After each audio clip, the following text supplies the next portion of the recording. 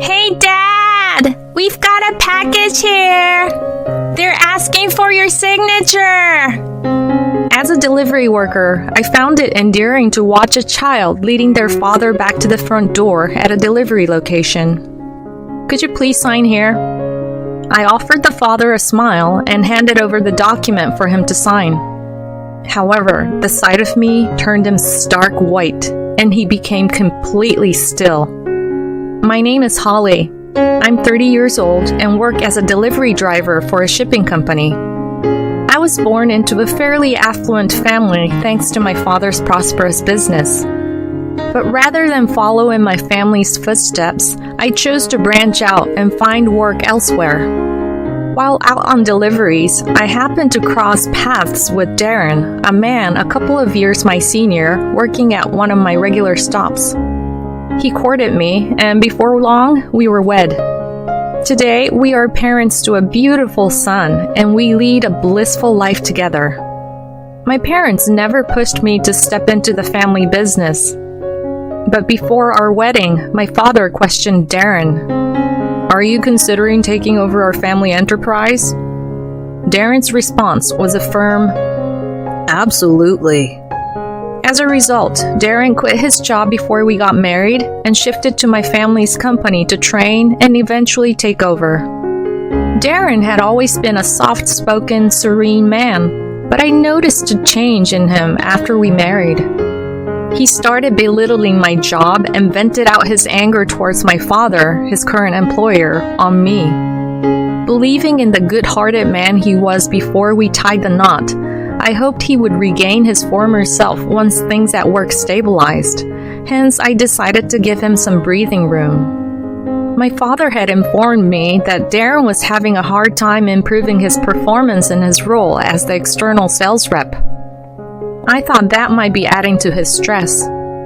But instead of improving, his behavior only escalated for the worse. Chores that we should have been dividing between us were slowly piling up on me, with him excusing himself saying he was exhausted from work, and he gradually withdrew from helping raise our child. Feeling partly responsible for asking him to switch to my family's business, I found it hard to confront his worsening attitude. In the end, I found myself frantically juggling housekeeping, childcare, and my work duties. Eventually, my personal grooming as a woman took a back seat. Seeing this, he would mockingly comment on my looks, saying, "Hey, it seems like ever since you became a mom, you've stopped putting as much time into your appearance, like not bothering with your hair and skipping makeup. What's up with that?" He also began comparing me to a female colleague, saying, "At work, there's a woman your age who's raising 2 kids, and she puts on makeup and keeps her appearance neat every day. I wish you could take a leaf out of her book." Isn't that woman you're talking about, Nicole, in the administrative department? She lives with her husband's parents at their home, right? And both of her children are in elementary school. She wasn't working when her kids were little. The clerk, Nicole, that Darren mentioned, had left the company when her kids were born. But guess what? She's back now, thanks to her in-laws stepping in to help with taking care of the kids. But when I told this fact to Darren, he deflected the conversation saying, "My parents live far away, and if we were to live with your parents, I'd have to see my boss all the time, wouldn't I? Living together with your parents is impossible." On his days off, he would frequently leave the house saying, "I'm going to a business seminar." I was the only one managing all the household chores and taking care of our son. It was really exhausting. Between juggling work and childcare during the week, and then trying to tackle the mounting housework on my days off, I was just getting more and more drained, both physically and mentally.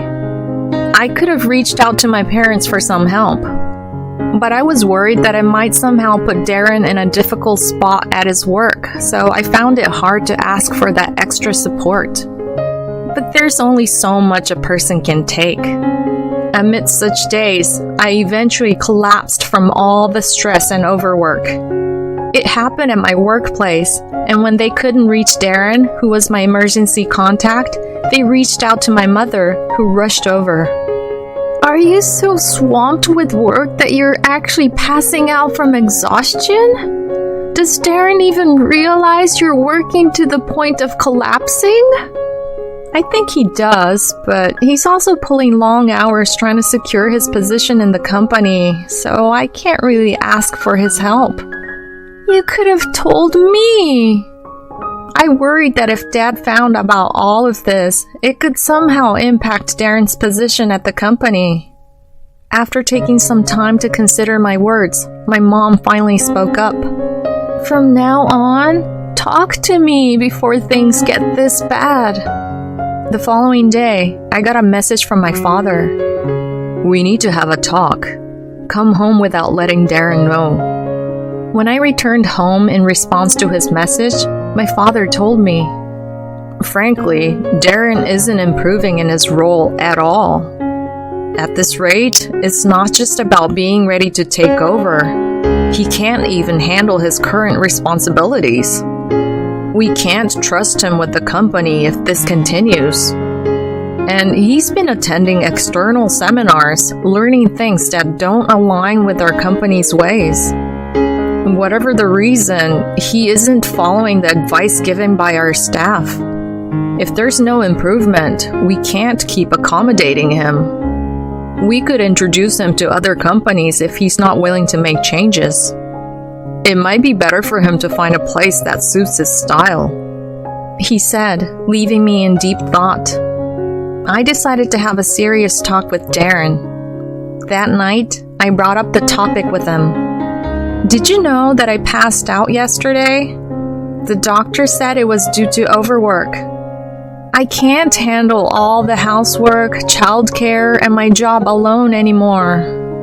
So I need you to help around the house and with raising our child. But I'm already stretched thin trying to secure my position in your parents' company. I'm already at my limit. The moment he heard my story, Darren retorted in an angry tone. The kind Darren I used to know seemed to have vanished completely. Dad told me that your performance isn't improving and you keep butting heads with the company's methods instead of following them. He said there's no way you can be his successor at this rate. Maybe you should focus more on understanding our company before attending all those business seminars. If you can't do that, he suggested you might be better off leaving the company, and we'll do our best to help you find a job that fits you. So, what's your plan? I was hesitant to mention all this, but given his refusal to listen, I finally brought up the company issue. As soon as I mentioned the company, Darren seemed lost for words. Then he glared at me. Are you trying to control me by bringing up my work? Is this some kind of threat? That's not what I meant. So all my efforts so far have been for nothing, haven't they? I would have been much better off staying at my previous company. But in reality, you're not improving at all, despite receiving a high salary, right? I thought he would explode at my words, but surprisingly, he became quiet. I've been trying to figure things out, but it's not going well. Starting tomorrow, I'll change my approach, pay more attention to your dad's advice, and strive to improve. I'm sorry. Even though his sudden change in attitude felt strange, all I could reply was, whether that's true or not is for my father to decide. I hope you can earn his approval. After that, Darren started to chip in a bit with the housework, and I began to leave our son with my mother, which greatly eased my burden. But one day, when I visited my parents' house to leave my son, I happened to run into Ellen, who works at my father's company. It seems she had come to pick up some documents my father had forgotten. I encountered her just a few feet away from my parents' house. Seeing me, she made a slightly awkward expression. We made a small talk for a while, but then she said, I'm sorry, but I thought you should know. This might not be my place, but there's something I need to tell you. Actually, I moved recently and saw Darren coming out of a woman's house in the neighborhood. When I mentioned it to my husband, he said that Darren might be her boyfriend as he often visits during the day. I was speechless at this revelation from the company employee. Continuing on, she said, "But that woman has a child. My husband said that the child calls Darren Daddy. But it doesn't seem like they're living together, so my husband thought it was a complicated family situation." I was stunned by what I heard. I somehow managed to drop off my son with my mother and get through my workday, but honestly, I couldn't focus on anything and ended up leaving early. I decided to talk to my mother about it. After hearing my story, my mother was furious, but she said, "It could be a misunderstanding. You should hire a private investigator to look into it thoroughly. I can provide the money if necessary. Let's not involve your father in this." Using my own savings, I hired a private investigator. The results came back quickly. Darren was in a relationship with a barmaid named Vicky, and they even had a 5-year-old daughter together. The investigation also revealed why his sales performance wasn't improving. Apparently, under the guise of outside sales, he was visiting Vicky's house and spending time with his other family. Swallowing back tears, I decided to take action.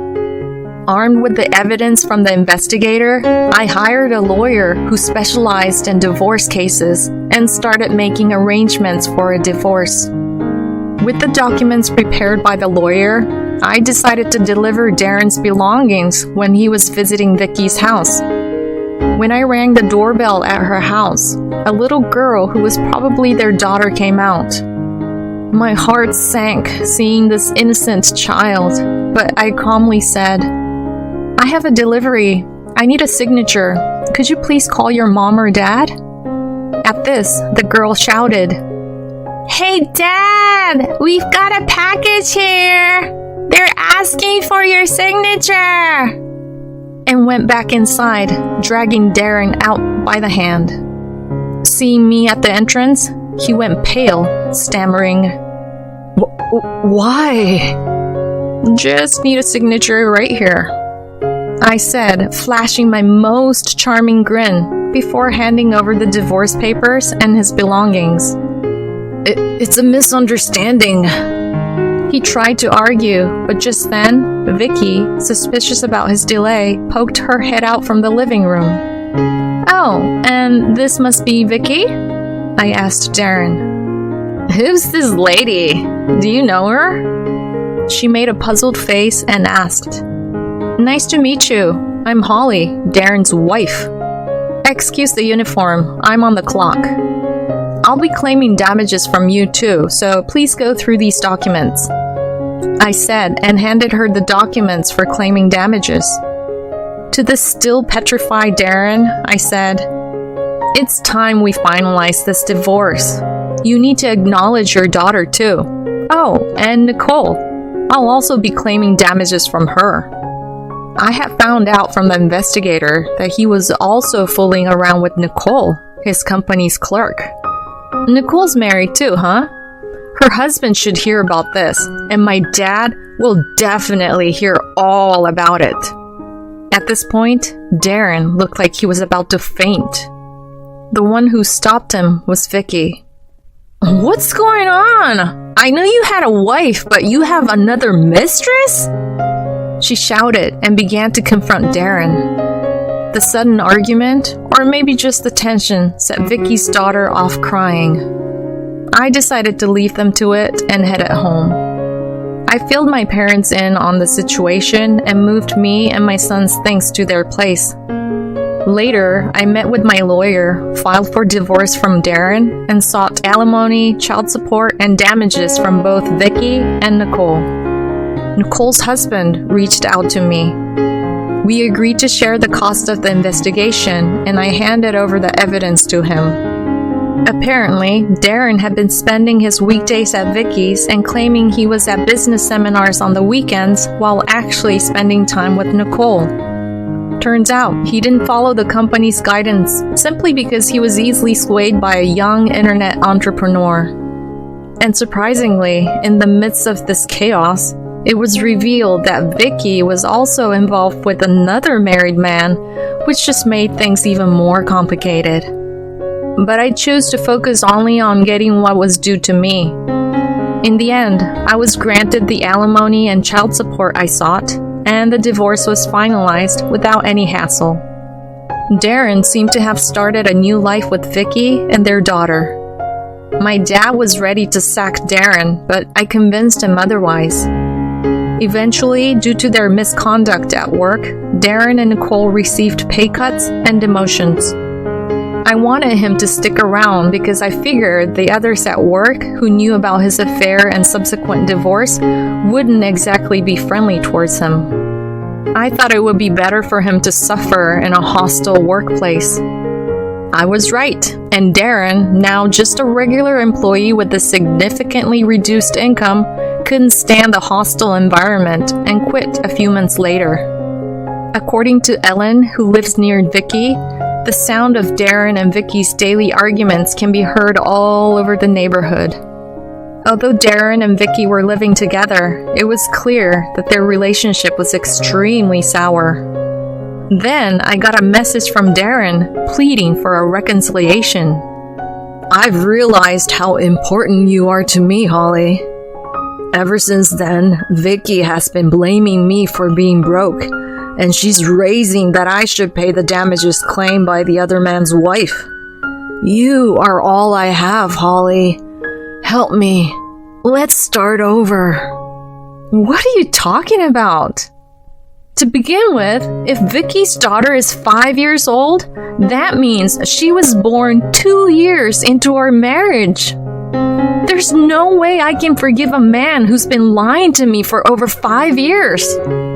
We're never getting back together again, I said bluntly and hung up the phone. I blocked his number after that. In the end, Darren and Vicky's arguments only intensified, leading to a noise complaint from the neighbors and their daughter being taken in by Vicky's parents. Darren found another job, but it paid much less, and with damage claims coming from all directions, he couldn't afford the rent and had to move. I don't know whether they broke up or are still together after that. I apologized to my parents, saying, "I'm so sorry for bringing such a person into the family and causing trouble for the company." But my father said, "Honestly, I was already done with them before you even talked to me. I only tolerated him because he was your husband. I think my leniency might have ultimately hurt you. I should be the one apologizing." I thanked Ellen, who initially tipped me off about Darren's visits to Vicky's. "I was worried that I might negatively impact your marriage, so I didn't say anything. But I'm glad things have worked out in a way you can accept." After that, I started working full-time instead of part-time, and I'm living a new life with my son. Of course, the alimony and child support payments, which were supposed to be made in installments, were already behind schedule. So after discussing with my lawyer, we're considering taking Darren and Nicole to court. The whole ordeal was a tough battle, but thanks to my parents' unwavering support, things seemed to be going smoothly. The damages I claimed from Vicky were paid for by her parents, so I guess we'll contact Darren and Nicole's parents to see if they can pay for them as well. While it doesn't seem like everything will be resolved soon, I hope to tie up the loose ends quickly for the sake of my son and me. I felt guilty for taking my son's father away from him, but my parents shower my son with love, and my mom comforted me by saying, "Do you think your son would want a father like Darren? In other words, it's better not to have such a father at all. You just need to love him twice as much." Thanks to her, I was able to let go of that guilt. For the sake of my supportive parents, and most importantly for my son, I want to give my best in my future life.